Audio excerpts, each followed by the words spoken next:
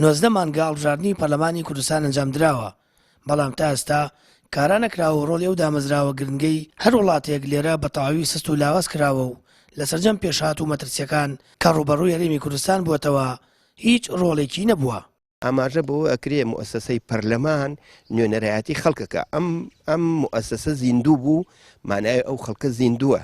ئەم مؤسسە کارا بوو، مانایە ئەو حکوومەتە و ئەو دەوڵەتە کارایە، بەڵام بەداخۆ ئەمان ئەم سیاسەتەی فاشیلەی کە چەند ساڵە گیراوەتە بەر حکوومەت و میلەت ئەکرێ بە قوربانی حیزب، هەم بۆ ناوە زۆر زەری داوە، هەم لە دەروش بەڕاستی ناوبانێکی خراپمان هاوردەکایەوە. مامۆستایەکی زانکۆ ئاماژە بۆ دەدات پەرلەمان لە هەر وڵاتێک دامەزراوەیەکی گرنگە و بای خۆی هەیە، بەڵام لە کوردستان پەرلەمان تەنیا بۆ بەرژەوەندی دوو حیزبی دەسەڵاتدارە و بەویست و بەرژەوەندی خۆیان مامەڵا لەگەڵ پەرلەمان دەکەن.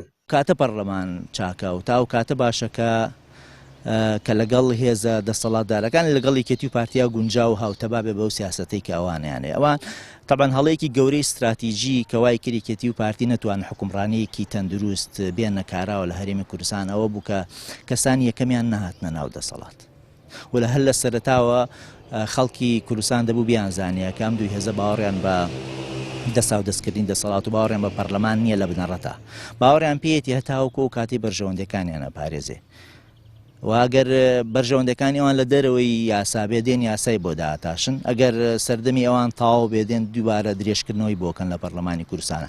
ئەگەر پەرلەمانی کوردستان بێوێک ڕێگری بکات لە نایاساییە کە ڕاستەوخۆ پەیوەندی بەمانەوەی ئەوان هەبێت لە دەسەڵات، ڕاستەوخۆ پەرلەمان داخەن و نمونەشمان هەیە.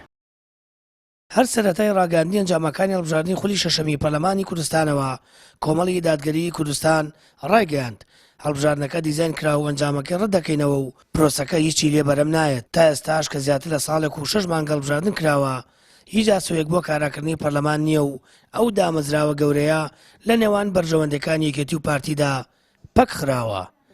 سامان فەتاح، کەناڵی ئاسمانی پەیام، هەڵەبجە.